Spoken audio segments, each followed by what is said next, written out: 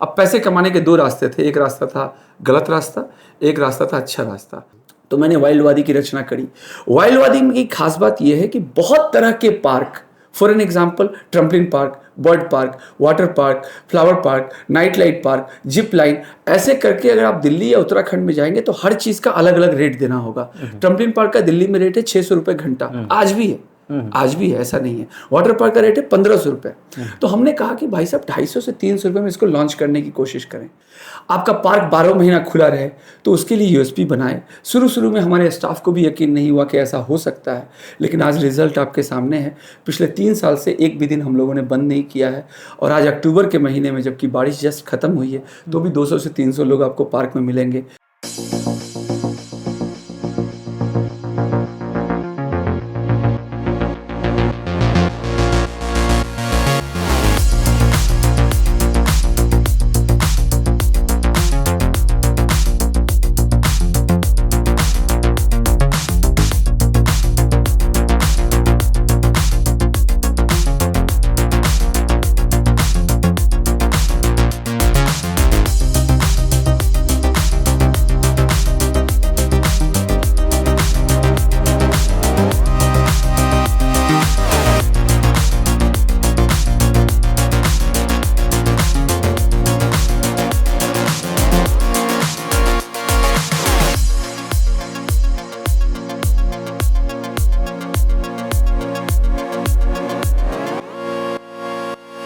जी नमस्कार, मैं हूं सुनील सिंह और आप देख रहे हैं आज़ाद सिपाही। इस वक्त हम झारखंड की राजधानी रांची के टुपुदाना स्थित वाइल्डवादी वाटर पार्क में मौजूद हैं और इसके ऑनर शैलेंद्र जायसवाल जी हमारे साथ मौजूद हैं।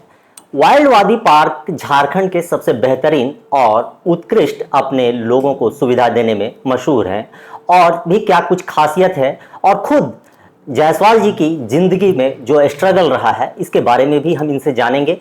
तो हम सबसे पहले आपका बहुत बहुत स्वागत है आज़ाद सिपाही में। आपका भी बहुत बहुत स्वागत है आज़ाद सिपाही को, क्योंकि आपने एक प्लेटफॉर्म दिया जहां पर मैं अपनी बात रख सकूं। और सुनील जी, आपका बहुत बहुत धन्यवाद।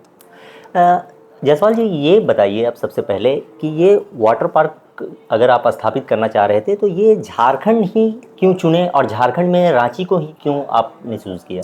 देखिए, बेसिकली हम लोगों का जो लिंक है जनरेशन का, हमारे पापा समस्तीपुर जिला से थे। उस समय बिहार और झारखंड एक हुआ करता था, और 1950 के आसपास मेरे फादर टेल्को में, जमशेदपुर में, हरिद्वार से इंजीनियरिंग करके ज्वाइन किए थे, और उसके बाद उनको एचईसी में रांची में नौकरी मिली थी। मदर टीचर थी, वो छपरा से बिलोंग करती थी। हम लोग पैदा होने के बाद अपनी एजुकेशन के लिए रांची मम्मी ने भेज दिया था, और मम्मी मोस्टली छठ पूजा में और विंटर वेकेशन में जब टीचर की जॉब से छुट्टी मिलती थी तो वो मिलती थी, और पापा कभी कभी हम लोग को लेके जाते थे। तो एक तरह से पूरी तरह से हम लोग रांची में ही, मैं रांची में 3 साल की उम्र में आ गया था। मतलब आप समझिए कि एक दूध पीने वाला बच्चा, सबसे छोटा हूँ मैं अपने घर का, तो मैं आ गया था। क्वार्टर नंबर 20-26 रांची में मैं रहता था। और रांची कैसे आप कह सकते हैं, जैसे आप कहीं पर पले बढ़े हो तो आपको बहुत पसंद हो, एक अलग लगाव हो जाता है। अभी तो रांची बहुत डेवलप हो गया सर। उस समय हम लोग एक टोकरी बीजू आम 2 रुपये से लेके 5 रुपये के बीच में खरीदते थे। और रांची बहुत पसंद है in terms of environment, in terms of weather, in terms of everything. तो रांची में मैं जब भी आता था, क्योंकि 14 साल की उम्र में मेरी मदर की डेथ हो गई थी, तो उसके बाद हमारा परिवार पूरा बिखर गया था। पापा बहुत अच्छे आदमी थे, मैंने अपने जीवन में उनसे ज़्यादा ईमानदार आदमी अभी तक नहीं देखा है। चुपचाप ड्यूटी करना, अस्थमा के पेशेंट थे, और मेरी मदर को ब्रेन हेमरेज का अटैक हुआ था 18 सितंबर 1993 को। और उस दिन हम लोगों ने, मुझे लगता है 10-11 न्यूरोसर्जन के पास हाथ जोड़ के रिक्वेस्ट किया था कि मेरी मदर को एडमिट कर लीजिए। डॉक्टर के पास 72 घंटे थे उन्हें बचाने के लिए, मगर किसी भी डॉक्टर ने मेडिकल स्ट्राइक होने के कारण उनको एडमिट नहीं लिया, जिसके कारण मेरी मदर कोलैप्स कर गई पीएमसीएच में। और मेरे पापा ने उस समय वीआरएस लिया था। हमारी एजुकेशन यहीं हुई। तो बहुत ही कम उम्र में मौत का खुला मंजर देखा हमने कि किस तरह से अगर व्यवस्थाएं सही ना हो तो व्यक्ति की जान 2 मिनट में चली जाती है, और व्यक्ति की जान की कोई वैल्यू नहीं है। उसके बाद से ख्याल आया कि जीवन में कुछ करना चाहिए, ये नॉर्मल ज़िंदगी नहीं जीनी चाहिए जिससे कि हर पल स्ट्रगल हो। और मुझे महसूस हुआ कि पैसा बहुत बड़ी चीज़ है, पैसे से आप 99% प्रॉब्लम सॉल्व कर सकते हैं। और बात करना कि इज्जत बहुत बड़ी चीज़ है और ये है और वो है। अब पैसे कमाने के दो रास्ते थे, एक रास्ता था गलत रास्ता, एक रास्ता था अच्छा रास्ता। तो जब रिसर्च किया तो ये पता चला कि अच्छे रास्ते से जिन लोगों ने पैसे कमाया है वो बहुत ज़्यादा अमीर बने हैं, प्रतिष्ठा भी मिली है, और गलत तरीके से जिन लोगों ने पैसे कमाया है वो 2-4 साल बहुत अच्छे से रहे हैं, लेकिन वो फिर जेल चले गए हैं या मर गए हैं या कहीं और परेशान हो गए हैं। तो पापा से बोला कि आप सपोर्ट करिए। अब नॉर्मली एचईसी में काम करने वाला इंजीनियर व्यक्ति क्या सपोर्ट कर सकते हैं, मतलब कॉलेज भी देने के लिए फीस नहीं रहेगी शायद। तो पापा ने कहा कि बेटा हम तो कुछ खास सपोर्ट नहीं कर सकते हैं, तुम्हें जो करना है कर लो। तो फिर हमने अपनी ज़िंदगी की शुरुआत करी और फिर माता रानी के आशीर्वाद से पढ़ाई करते हुए दुबई के बाद यूरोप में बिजनेस करने चले गए। जब एक समय में सब कुछ एस्टैब्लिश हो गया, और चूंकि मेरा मेन पेशा था एस्ट्रोलॉजी का, मैं एक बहुत अच्छा एस्ट्रोलॉजर हूँ और साइंटिफिक एस्ट्रोलॉजी को प्रमोट करता हूँ। इंडिया में हमारे ज़्यादातर क्लाइंट ब्यूरोक्रेट्स और पॉलिटिशियन और बिजनेसमैन हैं। आपने हमारा रांची या झारखंड शहर में कहीं पर भी एस्ट्रोलॉजी के लिए बोर्ड नहीं देखा होगा। उसका रीज़न ये है कि हमारे सारे क्लाइंट ज़्यादातर विदेशी और बहुत उच्चतम स्तर के अपने जीवन में सफलता अर्जित किए हुए हैं, जिनसे हम लोग कॉन्ट्रैक्ट उठाते हैं कि साहब आपको विधायकी का चुनाव लड़ना है। मैं आपको बड़ी इंटरेस्टिंग बात झारखंड के विधानसभा चुनाव के बारे में बता सकता हूँ, नाम लेके बता सकता हूँ, क्योंकि वो हमारे पास आते हैं और हमको आराध्य मानते हैं, तो मुझे कहने में कोई दिक्कत नहीं है। आपका ये इंटरव्यू बहुत इंटरेस्टिंग होने वाला है। बिल्कुल। और ये बता दे रहे हैं कि दर्शकों के लिए भी कि जायसवाल जी का ये रूप, जिसके बारे में शायद किसी के पास नहीं मालूम हो, कि ये जायसवाल जी एस्ट्रोलॉजर भी हैं। और ये झारखंड के लोगों को शायद नहीं पता हो, लेकिन बाहर इनकी बहुत ही ज्यादा, मतलब इनकी ये जान पहचान और इन पर विश्वास फेथ करने वाले लोग हैं। नहीं, मैं आपको अपनी एस्ट्रोलॉजी के बारे में 2-3 चीज़ और इंटरेस्टिंग बता दूं, शायद आप लोग को समझने में आसानी हो। जनरली आप लोग पंडित टाइप के एस्ट्रोलॉजर से मिलते हैं, लाइक किसी ने 1100 रुपया लिया, किसी ने 2000 रुपया लिया, और आप उनसे अपनी हॉरोस्कोप डिस्कस करवाते हैं।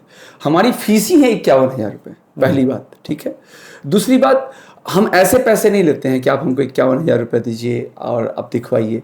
आप किसी न किसी अप्रोच के थ्रू आते हैं। फॉर एन एग्जाम्पल, किसी राज्य का गृह मंत्री है और वो विधायक को अप्रोच करेगा कि शरण जायसवाल जी से मिल लीजिए, और कम से कम 1-2 महीने बोलेंगे, तब जाकर के शायद हम उनकी हॉरोस्कोप देखें, पहला। दूसरा, हम लोग ठेका उठाते हैं। ठेका बोले तो बहुत बेकार लैंग्वेज है, लेकिन कॉन्ट्रैक्ट उठाते हैं कॉन्ट्रैक्ट कि अच्छा आप विधायकी का चुनाव लड़ रहे हैं, ठीक है भाई साहब, आप हमको 50 लाख रुपए दीजिएगा, हम आपको विधायकी का चुनाव लड़वा देंगे। मैं आपको एक छोटा सा एग्जांपल देता हूं। आपके झारखंड के विधानसभा क्षेत्र में एक क्षेत्र है, उस क्षेत्र में कांग्रेस के प्रत्याशी थे जो कि मेरे क्लाइंट थे। वहां से बीजेपी के भी प्रत्याशी खड़े हुए और एक तीसरे प्रत्याशी भी खड़े हो गए, और वो उनकी भी बड़ी पहुंच थी। आप गेस कर सकते हैं कौन सा क्षेत्र है, ज़्यादा दूर नहीं है, रांची से 200-300 किलोमीटर के अंदर में, 200-300 नहीं, 150 किलोमीटर होगा। अब वो बीजेपी के प्रत्याशी आए, अपनी वाइफ के साथ आए। उन्होंने कहा कि हमें टिकट मिलने की पूरी उम्मीद है। हमने कहा कि हाँ भाई साहब, आपकी पत्रिका से दिख रहा है। तो उन्होंने कहा कि भाई साहब मैं चाहता हूँ कि आप हमारा कॉन्ट्रैक्ट उठाइए। हमने कहा भाई साहब आपका नहीं उठाएंगे, क्योंकि कांग्रेस का पहले उठाए हुए हैं और ये पिछले 2-3 टर्म से उठाए हुए हैं। तो उन्होंने कहा कि ऐसा नहीं, आप समझिए बात को, आप ज्योतिष को प्रमोट करते हैं, आपको भाजपा को सपोर्ट करना चाहिए। हम बोले बिल्कुल सपोर्ट करना चाहिए, लेकिन हम पहले से उठाए हुए हैं भाई साहब, बात को समझिए, है ना। हमने उनसे रिक्वेस्ट करी कि भाई साहब आप चुनाव मत लड़िए, आप चुनाव हार जाएंगे, इसकी गारंटी मैं आपको देता हूँ। अब चूंकि उनको भाजपा से टिकट मिला था तो उनको लगा कि नहीं चुनाव तो जीत ही जाएंगे। 4 करोड़ रुपया, अब आचार संहिता के मुताबिक तो हर विधायक यही बताने की कोशिश करते हैं कि 20 से 30 लाख में चुनाव हो जाता है, 50 लाख में 4 करोड़ रुपया बर्बाद कर लिए, चुनाव जीत नहीं पाए। वो व्यक्ति चुनाव जीत गया। बात ये है, हम लोगों को सभी को ये समझना पड़ेगा, समय से बड़ा खिलाड़ी कोई नहीं है सर। समय ही सब कुछ है। लोग इन चीज़ों को अंधविश्वास मानते हैं या ऐसा मानते हैं कि ऐसा नहीं होता है, लेकिन जब आप जीवन के 40-45 साल क्रॉस कर लेते हैं तब आपको पता चलता है कि समय बहुत बड़ी चीज़ है। सर ऋतिक रोशन, जिसको गॉड ऑफ ग्रीक कहा जाता है, मतलब इतना स्मार्ट, इतना खूबसूरत कि शायद कोई आदमी नहीं होगा, उसकी पत्नी भी उसको डिवोर्स देके चली गई। बिल्कुल, हाँ कि ना। धर्मेंद्र, जिन्होंने अपने जीवन में सब कुछ किया होगा, आज वो अकेले जीवन गुजार रहे हैं, है ना। तो समय के खेल को देखिएगा कि अमिताभ बच्चन जैसा व्यक्ति जो कि बॉलीवुड का शहंशाह है, वो भी एक समय में कर्जे के लिए दर दर भटक रहा था। 7 साल का पीरियड था। तो लोगों को ये समझना पड़ेगा कि भाग्य बहुत बड़ी चीज़ है, और खासकर तब जब मैं एक एस्ट्रोलॉजर होकर के ये कहता हूँ कि मैं मीट मच्छी खाता हूँ, मैं वाइन पीता हूँ, मैं और भी तरह के जो युवाओं के अट्रैक्शंस होते हैं वो सब करता हूँ। मैं ये नहीं कहता हूँ कि मैं सब नहीं करता हूँ, लेकिन मेरे पास साइंटिफिक एस्ट्रोलॉजी का बहुत अच्छा अध्ययन है। अगर किसी व्यक्ति ने मुझे डेट ऑफ बर्थ और प्लेस ऑफ बर्थ दिया और टाइम ऑफ बर्थ दिया, तो बंद रूम में मैं उसकी किताब खोल दूंगा और ये बता दूंगा कि उसके जीवन में आगे क्या होने वाला है। This is called astrology. ये हमारे देश से लुप्त हो रहा है कि लोग ये कहते हैं अच्छा बिल्ली को ये पिला दो, अच्छा कुत्ते को ये खिला दो। अच्छा बिल्ली और कुत्ते को ये खिलाने से अगर किसी का भाग्य चेंज होता और इंस्टाग्राम के उपायों को देख करके किसी का भाग्य चेंज होता, तो हर व्यक्ति धनवान होता। कोई व्यक्ति इंस्टाग्राम पे आ रहा है, यूट्यूब पे आ रहा है, बता रहा है कि ऐसे बिजनेस करो, बहुत बड़े बिजनेसमैन हो जाओगे। अरे तुम खुद व्यूज के लिए 20,000 रुपए कमाने के लिए ये बता रहे हो, तुम खुद क्यों नहीं बिजनेस कर लेते हो? बिल्कुल, अगर बिजनेस करना इतना आसान है तो सर ये मेरा युवाओं से ये अपील है कि प्लीज़ जीवन में हर चीज़ में सच्चाई और गहराई में जाकर के किसी चीज़ को समझिए। अच्छे लोग भी इस दुनिया में मौजूद हैं, बुरे लोग भी मौजूद हैं। आपको ये चुनना है कि किससे आपको सलाह लेनी चाहिए। अपना सर्किल अच्छा बनाइए, अपनी संगति अच्छी बनाइए, अपने से ज़्यादा ज्ञानवान लोगों के संपर्क में रहिए, आपको सीखने का मौका मिलेगा। बताइए सर सवाल। जी बिल्कुल। जायसवाल जी, ये तो हुआ आपका निजी जिंदगी से संबंधित जो आपने बताया, ये हमारे दर्शक के लिए भी नया चीज़ था। जी सर। और हम जानना चाहते हैं कि ये वाइल्डवादी वाटर पार्क जो है, इसका यूएसपी क्या है? सर वाइल्डवादी वाटर पार्क की सिंपल यूएसपी है। बेसिकली जब हम विदेश में रहते थे और जब हमने जीवन में लगभग सारी चीज़ों को प्राप्त कर लिया था, तो हमें कुछ यूरोप के और इंग्लैंड के बूढ़े लोगों ने ये समझाया कि अगर तुम्हारे पास मौका है तो तुम यहाँ से चले जाओ। हमने बोला कि साहब यहाँ आने के लिए लोग तरसते हैं, हमें आप जाने के लिए बोल रहे हैं। तो उन्होंने कहा कि देखो ये बहुत अच्छी बात है कि तुम यहाँ तक पहुँच गए, जीवन अच्छे से जी रहे हो, लेकिन यहाँ पर फैमिली लाइफ नहीं है। और जिस तरह का तुम्हारा स्वभाव है कि तुमको लिट्टी चोखा खाना है, चावल दाल भुजिया खाना है। हमने वहाँ पर पाकिस्तान की एक लड़की रखी थी बैगन का चोखा बनाने के लिए, वो भी चिढ़ती थी कि डेली बैगन का चोखा बना दें, वो कहते हो।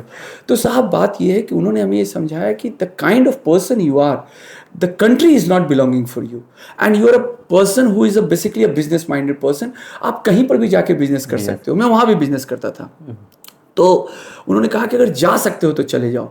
तो जब हम इंडिया आते थे तो हम रांची से जमशेदपुर जाते थे, तो हम देखते थे कि हाईवे के किनारे इधर भी लाखों एकड़ ज़मीन खाली है, इधर भी लाखों एकड़ ज़मीन खाली है। हम सोचते थे कि अगर हम गवर्नमेंट में होते तो हम 2 मिनट में यहाँ पर मेट्रो रेल की परियोजना बना लेते, जिसमें कि 80% केंद्र सरकार पैसा देती है और ये पूरा का पूरा एरिया का जमीन का भाव बढ़ जाता, इधर फैक्ट्री लग जाती, इधर एक शहर बन जाता रांची और जमशेदपुर मिला करके, और एक बड़ा महानगर हो जाता। और यहाँ पर एंटरटेनमेंट के नाम पर झारखंड में मैंने देखा कि शाम के समय में लोग रेस्टोरेंट जाते हैं। कोई ऐसी जगह नहीं है जो कम कीमत पर उपलब्ध हो, और जहाँ पर दिल्ली और बाकी देशों में इंटरटेनमेंट की जो सुविधाएं हैं, जहाँ पर मतलब मैंने पार्क में गया तो मैंने देखा कि सिर्फ लड़के लड़की ही जा रहे हैं 10 रुपया 20 रुपये का टिकट कटा के। तो हमने देखा कि इंटरटेनमेंट का एक जगह है जहाँ पर डेली पैसा आ सकता है, एडवांस में आ सकता है, लोगों को इसकी आवश्यकता है। तो मैं तो बिजनेसमैन हूँ, मेरा काम है इन्वेस्ट करके पैसा कमाना। मैं समाज सेवी वाला बात अलग है, अगर मैं समाज सेवा करूँगा तो मैं खुल के बोलूँगा कि मैं समाज सेवा कर रहा हूँ, मैं तो बिजनेसमैन हूँ ना। तो मेरा यूएसपी क्लियर है कि मुझे पैसे लगा के धन कमाने हैं। एट द सेम टाइम एक ऐसा प्रोडक्ट बनाना है जो लोगों को लिए अच्छा लगे। तो मैंने वाइल्डवादी की रचना करी। वाइल्डवादी की खास बात यह है कि बहुत तरह के park, for an example trampoline park, bird park, water park, flower park, night light park, zip line, ऐसे करके अगर आप दिल्ली या उत्तराखंड में जाएंगे तो हर चीज़ का अलग अलग रेट देना होगा। ट्रम्पलिन पार्क का दिल्ली में रेट है 600 रुपये घंटा, आज भी है, आज भी है, ऐसा नहीं है। वाटर पार्क का रेट है 1500 रुपये। तो हमने कहा कि भाई साहब 250 से 300 रुपये में इसको लॉन्च करने की कोशिश करें।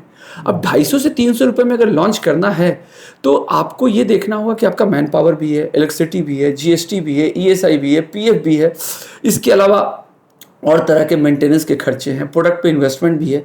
कैसे कर सकते हैं? तो इसके लिए बहुत ज़रूरी है कि क्राउड आपके पास भारी संख्या में आए, आपका पार्क 12 महीना खुला रहे।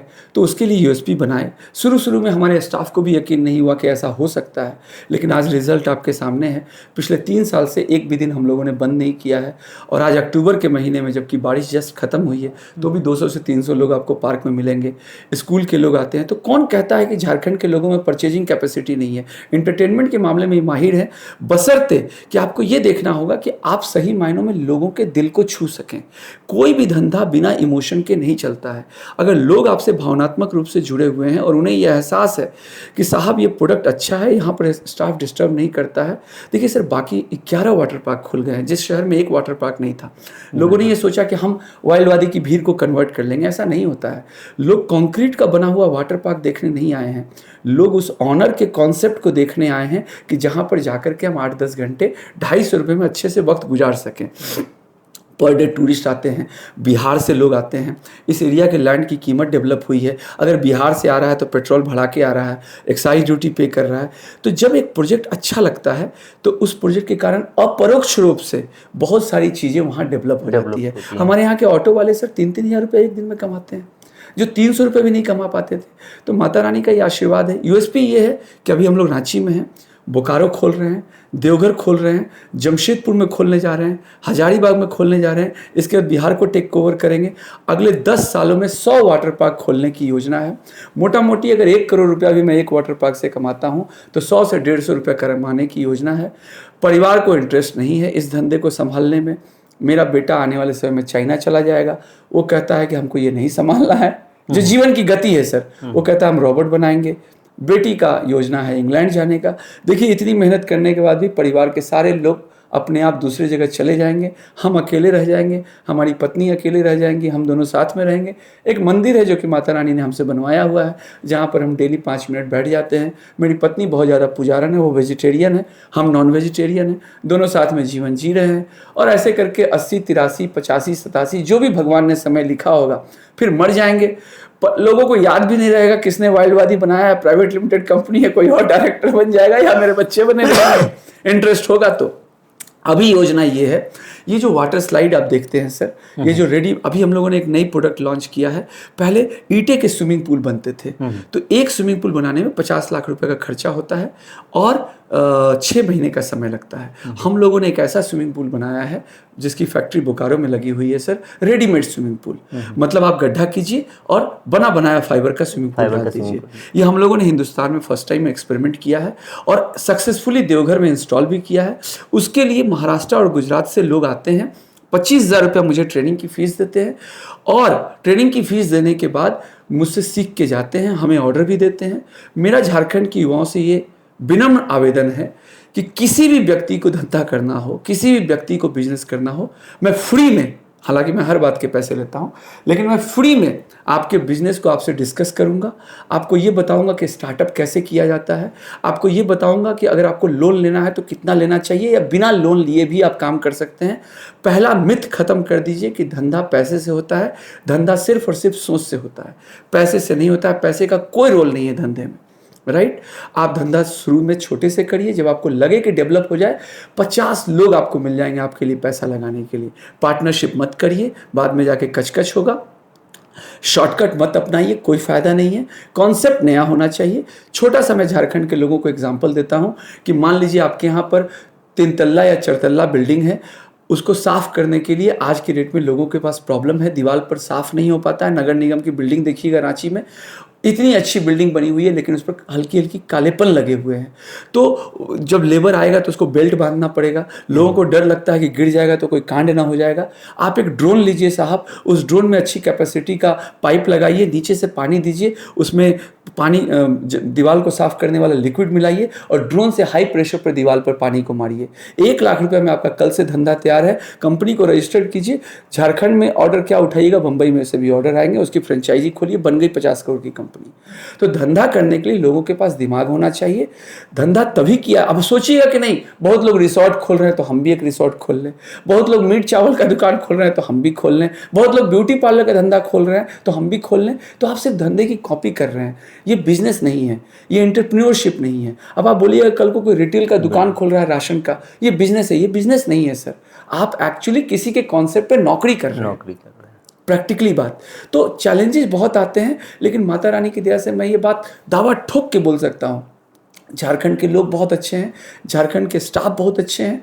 और सर आप देखिएगा वाइल्डवादी में एक भारत चलता है। ये जो आदमी आपके सामने आया आदित्य राम डोकरे, ये मराठी है। जो मेरा गाड़ी चलाता है वो मुस्लिम है। जो मनसीद मेरे यहाँ काम करता है वो क्रिश्चियन है। सरना के लोग मेरे यहाँ पे हैं, गुजराती हैं, बंगाली हैं।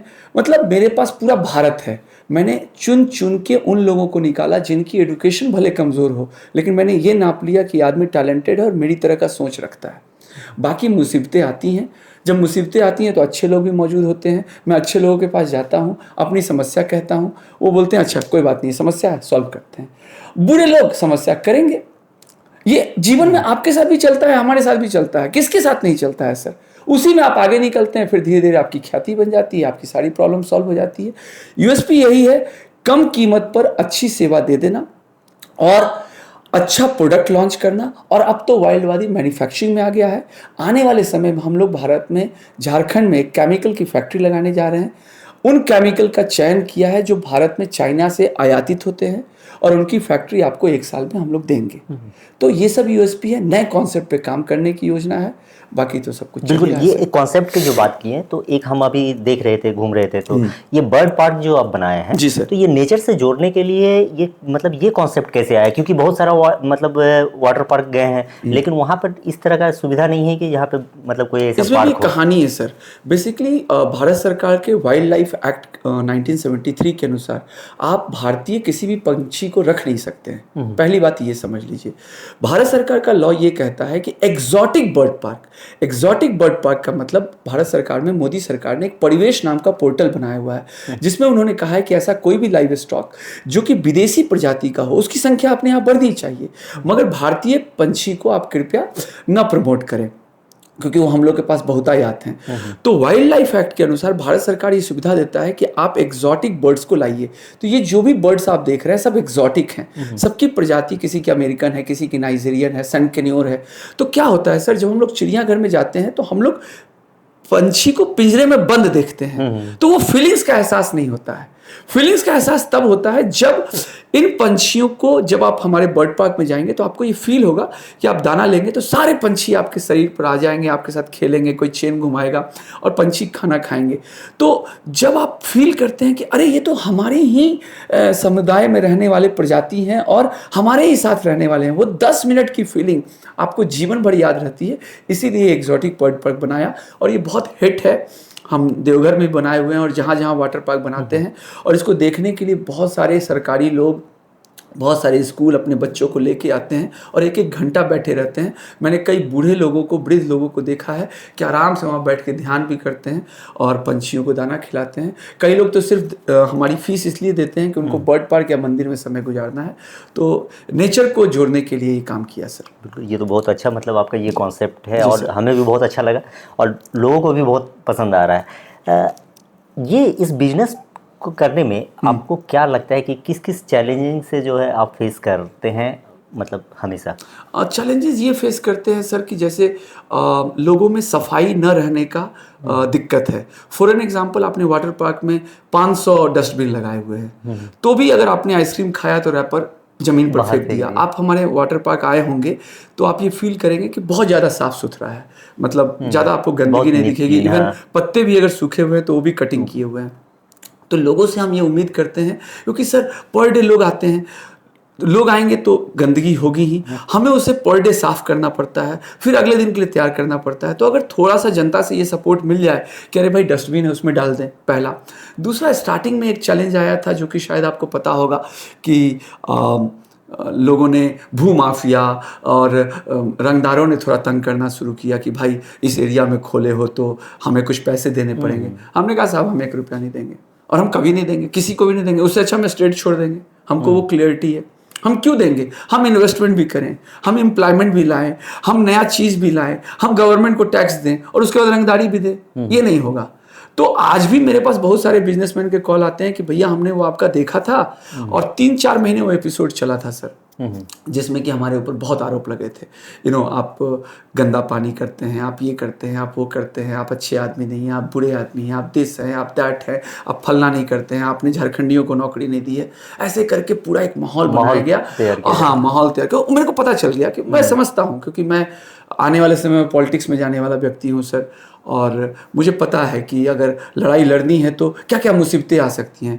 तो कुछ मीडिया के लोग खड़े हो गए, कुछ राजनीतिक लोग खड़े हो गए, कुछ ग्राम समुदाय के लोग खड़े हो गए और ऐसे करके एक माहौल बना दिया गया कि इसको बर्बाद कर डालेंगे।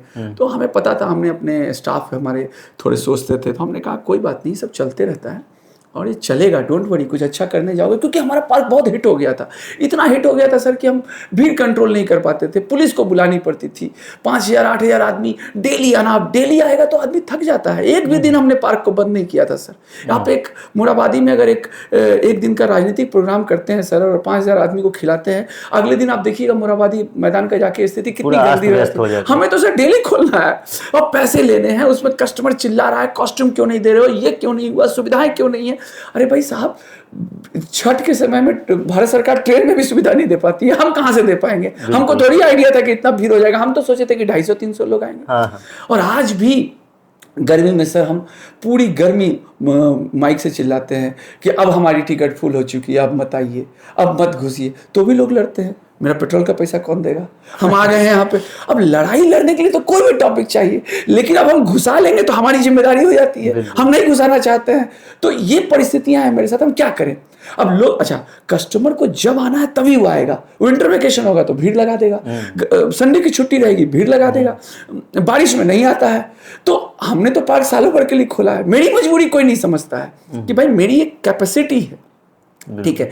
इसी कैपेसिटी को कम करने के लिए हम क्या कर रहे हैं कि हम जमशेदपुर, हजारीबाग, बोकारो, देवघर, धनबाद सब जगह खोल रहे हैं ताकि मेरे यहाँ भीड़ थोड़ा कम हो, जो बाहर के लोग जो आते हैं वो कंट्रोल, जो प्रैक्टिकल सच्चाई है अपने कि भाई जो बोकारो से आ रहे हैं उनको बोकारो में ही मिल जाए वो सुविधा। और बहुत सिंपल कॉन्सेप्ट है सर। पार्क बना देना है, इलेक्ट्रिसिटी है, डीजल है, ये सब है। तो ये सब चैलेंजेस रहेंगे सर। अब जैसे इलेक्ट्रिसिटी है, अभी आप बैठे हुए हैं लाइन में, बिजली कट जाएगी। मेरा झारखंड सरकार से आग्रह है कि भाई हम तो बिजली का पैसा दे रहे हैं, तभी तो हम 3 साल से चल रहे हैं, नहीं तो 2 महीना पैसा नहीं देंगे तो काट दीजिएगा। तो कम से कम उन प्रतिष्ठानों को, जो प्रतिष्ठान आपको पैसा देते हैं, रेवेन्यू दे उनको भाई दे दीजिए दिन में बिजली, ताकि हमको डीजल का पैसा कम हो जाए। यहाँ पर 10 माइल से यहाँ आते हैं, पोल लगा हुआ है, बिजली का बल्ब लगा दिए ताकि जो महिलाएं जाती हैं उनको स्ट्रीट लाइट मिल जाए। लेकिन नहीं हो पाता है प्रैक्टिकली करने से कुछ नहीं होता है। आप भी सरकार से भी बहुत कुछ मतलब अपेक्षाएं हैं कि ताकि सरकार कुछ हेल्प करे ताकि ये बिजनेस को और प्रमोट हो सके। टूरिज्म बहुत बड़ा व्यापार है सर, टूरिज्म बहुत बड़ा व्यापार है। इससे बड़ा व्यापार टूरिज्म और ट्रांसपोर्टेशन से बड़ा व्यापार अभी वर्ल्ड में नहीं है। फॉर एन एग्जांपल मैं आपको कहूँ कि अभी आपने देखा होगा 1.5 लाख रुपए किलो सिल्वर चला गया। हमारी पत्नी ने भी कुछ खरीदा और बहुत लोगों ने अभी देखा होगा दीपावली में पूरी भीड़ लगी हुई थी। लेकिन हम जैसे इकोनॉमिस्ट लोग ये जानते हैं, मैं आपके आज़ाद सिपाही के प्लेटफॉर्म पे कह रहा हूँ, आज 24 अक्टूबर है या 23 अक्टूबर 2025 है सर, अगले 15 दिनों में चांदी का रेट आधा हो जाएगा। ये लोगों को नहीं समझ में आ रहा है। उसका रीज़न ये है कि अगर 3 लाख टन का प्रोडक्शन है चांदी का, उसमें से 2 लाख टन कुछ यहूदी बिजनेसमैन ने पिछले 2 महीने पहले खरीद लिया, तो रेट बढ़ गया। अब वो धीरे धीरे अपना माल मार्केट में निकालेंगे। तो बेसिकली ये जनता का खून चूसक यंत्र ही है सब। उनको पता रहता है कि दीपावली में चांदी और सोने की बिक्री बहुत ज़्यादा होगी तो रेट बढ़ जाता है, और हम जैसे मासूम लोग खरीदते हैं। मात्र 15 दिन के अंदर में मेरी पत्नी या आपकी पत्नी ने चांदी का कोई भी सामान खरीदा है तो उसका वैल्यू आधा हो जाएगा, क्योंकि वो धातु है। उसका वैल्यू इंडेक्स पर निर्भर करता है, सेंसेक्स पर निर्भर करता है। और आप देखिएगा मात्र 15 दिन के अंदर, मैं ये बात दावे से कह रहा हूँ, चांदी का रेट 1.5 लाख रुपए किलो से 75,000 से 1 लाख रुपए किलो पे आ जाएगा। तो बेसिकली हम लोगों को ये समझना चाहिए कि अपने पैसे को कब खर्च करना है। और फॉर एन एग्जाम्पल, आप लोग लोन लेते होंगे, राइट? मैं आपको एक छोटी सी बात आपके तरीके से बताता हूँ। तो 10% लगता होगा ब्याज नॉर्मली, है ना? हम लोग लोन लेते हैं, बिजनेसमैन लोग, तो क्या करता है, उतने रुपए का collateral security in terms of FD create कर देता है, राइट? अब क्या होता है कि भारत सरकार उस बैंक में, मैंने मान लीजिए कि 2 करोड़ की एफडी करी, तो 2 करोड़ पे भारत सरकार हमको 7% या 7.25% ब्याज देती है। फिर हम उस बैंक को अप्रोच करते हैं, भाई हमको लोन चाहिए कोलेटरल सिक्योरिटी के अगेंस्ट में। तो वो कहता है हाँ भैया 10% लगेगा। हम बोलते हैं नहीं, बैंक को अप्रोच करो, मात्र 1%, 8.25% पे दो। अब 1% पे हमको साल भर के लिए पैसा मिल गया, तो हम अपने पैसे को घुमाएंगे कि नहीं घुमाएंगे? तो पैसे से पैसा बन रहा है कि नहीं? तो पैसे से पैसे बनाने का गणित झारखंड में मैंने देखा, युवाओं मेहनत बहुत करते हैं, स्मार्ट नहीं है, एक्सपोजर नहीं है, दुनिया नहीं देखा है, चीज़ों को समझ नहीं रहा है। उसको यही लग रहा है अच्छा जमीन है तो एगो होटल खोल लें, एगो रिजॉर्ट खोल लें। अरे भाई पहले से बहुत खुल चुका है, तुम बस उसमें एक प्लेयर हो जाओगे, है ना? तुम जरा सा एक बार चाइना सबको जाना चाहिए। जरूर जाना चाहिए। बहुत अब तो भारत सरकार ने दिल्ली से और कोलकाता से ग्वांजो की डायरेक्ट फ्लाइट कर दी है। एक बार चाइना जाइए, छोटे छोटे प्रोडक्ट वो बनाते हैं जो मात्र 1-2 लाख रुपए की इन्वेस्टमेंट से हो सकता है। और उसकी झारखंड 3 करोड़ का मार्केट है सर, बगल में बिहार है 12 करोड़ का मार्केट है, 15 करोड़ का तो यूरोप में वो देश नहीं होगा। मतलब अगर आपको पैसा कमाना है, सरकारी नौकरी नहीं मिलेगी, लिख लीजिए मेरी बात को, कोई सरकार नहीं दे सकती, चाहे वो भाजपा की सरकार हो, चाहे वो झामुमो की सरकार हो, चाहे कांग्रेस की सरकार हो, लोग यही बोलेंगे। अभी आप किसी झारखंड के बुद्धिमान आदमी से पूछिए, बुद्धिमान आदमी से, पत्रकारों से पूछ लीजिए, राजनीतिक व्यक्ति से पूछ लीजिए, अच्छा भाई साहब आपके झारखंड में कितना टन कोयला का प्रोडक्शन होता है, और इस कोयले के प्रोडक्शन पर आपको कितना % रेवेन्यू केंद्र सरकार देती है, मालूम है आपको? नहीं मालूम है। झारखंड सरकार का बजट कितना है ये शायद किसी को मालूम होगा कि 1,15,000 करोड़ का बजट है। 1,15,000 करोड़ का ही तो बजट है, रेवेन्यू से कितना जनरेशन होता है, राइट सर? तो बेसिकली मैंने बहुत सारी लाइब्रेरी में ढूंढ रहा हूँ जहां पर हमें झारखंड का इतिहास मिले। बिहार का इतिहास मिलता है ना, उड़ीसा का इतिहास मिलता है ना, ऐसी कोई लाइब्रेरी बताइए जहां पर हम 1575 में झारखंड कैसा था जानना चाहते हैं। ऐसी कोई किताब उपलब्ध है क्या? नहीं है। अकबर के समय में हमारा झारखंड कैसा था, चंद्रगुप्त मौर्य के समय में हमारा झारखंड कैसे था? हम कैसे अपनी झारखंड की संस्कृति को जानेंगे? केवल कहने से नहीं ना।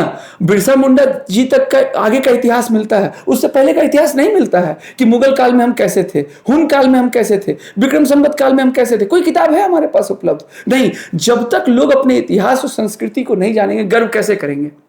हमें पता होना चाहिए ना कि हम कैसे डेवलप हुए, हम कैसे स्ट्रगल हुए, क्योंकि हमारी झारखंड की संस्कृति बिहार से बहुत अलग है, ये तो आप मानते हैं। हमारे यहाँ का कल्चर अलग है। तो इन बातों को जानने और समझने के लिए पत्रकारिता में से भी सपोर्ट चाहिए, क्योंकि पत्रकारिता एक चौथा स्तंभ है। वही एक है जब ब्यूरोक्रेट्स भी आपके विरोध में रहेगा, राजनीतिक लोग भी आपके विरोध में रहेंगे, कार्यपालिका और न्यायपालिका भी अगर आपके विरोध में रहेगी, तो पत्रकारिता उन मुद्दों को उजागर कर सकता है जिस पर किसी की नजर नहीं गई है। पत्रकारिता चिल्ला चिल्ला के बोल सकता है कि नहीं ये गलत है, और एक दबाव इन तीनों सिस्टम पे खड़ा कर सकता है कि भाई साहब सही करना पड़ेगा आपको, नहीं तो यहां पर एक निर्दोष के साथ अन्याय हो जाएगा। तो पत्रकारिता को जगना पड़ेगा। और झारखंड में तो इंडस्ट्री का माहौल है, झारखंड बहुत डेवलप जगह है, बशर्ते सिर्फ और सिर्फ पॉलिसी के कारण गरीब है। झारखंड गरीब नहीं है, हमारे यहाँ का सिस्टम गरीब है। यहाँ पर ऐसे एंटरप्रेन्योर को आना चाहिए, और ज़्यादा नहीं, 1,000 युवा लोग अगर आ गया ना तो 100 करोड़ का टर्नओवर क्रिएट कर सकता है। बिना पैसे के समृद्धि नहीं आती है, बात से कुछ नहीं होता है, काम करने वाले लोग चाहिए। तो आपने सुना शैलेंद्र जायसवाल जी की ये बातें, और बेहद ही जितना रोमांचक इनका वाइल्डवादी पार्क है, उतना ही रोमांचक इनके जीवन की घटनाएं भी हैं, और जो आगे का इनका फ्यूचर है ये युवाओं को भी प्रेरित करने लायक है। तो आप बने रहिए हमारे साथ, देखते रहिए। एक छोटा सा मैं डिस्टर्ब करूंगा। आज़ाद सिपाही के माध्यम से मैं यहाँ के युवाओं को एक बात कहना चाहता हूँ। कोई भी युवा जिसके पास कॉन्सेप्ट हो, जाहिर सी बात है कॉन्सेप्ट की सिलेक्शन हम करेंगे, अगर उसको इन्वेस्टमेंट की ज़रूरत है तो हम इन्वेस्ट करेंगे पैसा, यानी कि वाइल्डवादी लीजर प्राइवेट लिमिटेड इन्वेस्ट करेगी। आप अच्छे कॉन्सेप्ट लेके आइए, आप आज़ाद सिपाही का नाम लिख लीजिए कि हमने इंटरव्यू देखा था। हम लोग आपको पूरा इंफ्रास्ट्रक्चर देंगे, गोडाउन देंगे, सिस्टम देंगे, और आपके साथ एज एन इन्वेस्टर इक्विटी भी लेंगे और पैसे भी इन्वेस्ट करेंगे, बशर्ते कि कॉन्सेप्ट नया हो, उसमें झारखंड को देने लायक कुछ एसेंस भी हो, सिर्फ पैसे कमाने की बात ना हो। आप डेवलप होना चाहते हैं, हम डेवलप हो चुके हैं, हमारे पास अब करने के लिए कोई काम नहीं है, पूरी तरह से बेरोजगार आदमी है, सुबह में देर तक उठते हैं, सोते हैं, और कोई काम नहीं है, सिस्टम काम कर रहा है। यही बिजनेसमैन की जिंदगी है। अगर आप सही मायनों में एंटरप्रेन्योर हैं तो इससे बड़ा राजा कोई नहीं है। फिर जो बिजनेसमैन स्ट्रगल करके अपने जीवन में ऊपर उठ चुका है, वो दुनिया के सारे तिरिया चरित्र को देख चुका है, उसको सब पता होता है। वो बोलता कुछ नहीं है क्योंकि वो अपनी लाइफ को एंजॉय कर रहा है। उसको कोई मतलब नहीं है पेट्रोल आज 100 रुपया है, 110 रुपया है, क्योंकि वो पेट्रोल कोई बढ़ाता ही नहीं है, उसके स्टाफ बढ़ाते हैं। तो जीवन में संबल होइए, समृद्धवान होइए, 60,000, 70,000, 1,00,000 रुपए की हैदराबाद की नौकरी छोड़िए, और 10-20 हज़ार में तो बहुत लोग जाते हैं। पलायन रोकिए, बहुत बड़ा मार्केट है, और आप रांची से बैठ के हैदराबाद सप्लाई कर सकते हैं सर। तो क्यों जरूरत है जाने की? सरकारी नौकरी नहीं मिलेगी, लिख लीजिए मेरी बात को। और जो राजनीतिक दलों के पीछे आप जो लोगों को घूमते हुए देख रहे हैं, वो बेसिकली कार्यकर्ता नहीं है, वो ठेकेदार हैं जो ये चाहते हैं कि विधायक जीत जाएं तो बालू का या कोई कॉन्ट्रैक्ट मिल जाए, उनको कभी कुछ नहीं मिलता है। 25% कट विधायक जी भी रखते हैं, सबको सब मालूम है। ब्यूरोक्रेट्स भी जेल जा रहे हैं, विधायक जी भी जेल जा रहे हैं। जो बचे हुए हैं, मोदी जी का सिस्टम यूपीआई का इतना बढ़िया हो चुका है, 2 लाख रुपए से ऊपर आप कैश नहीं रख सकते हैं। मत करिए ये सब, फंसिएगा। जिस दिन फंसिएगा तो 20 साल लगेगा, कोई बचाने नहीं आएगा। मेरी बात मानिए, थोड़ा दिमाग लगाइए, बिजनेस करिए, सरकार को टैक्स दीजिए, अपना लाइफ डेवलप कीजिए और मेरे जैसे लोगों से मिलिए। मैं कोशिश करूंगा, जो कर सकता हूं वो करूंगा, झूठा कमिटमेंट नहीं करता भाई साहब। धन्यवाद, आजाद सिपाही को बहुत बहुत धन्यवाद। और ऐसे जर्नलिज्म के सेक्टर मौजूद होने चाहिए। आप लोग आजाद सिपाही का अखबार पढ़िए, आजाद सिपाही को भी प्रमोट करिए, मेरी यही अनुकामना है। धन्यवाद। मैं शरण जायसवाल। धन्यवाद। तो आप बने रहिए हमारे साथ, देखते रहिए आजाद सिपाही।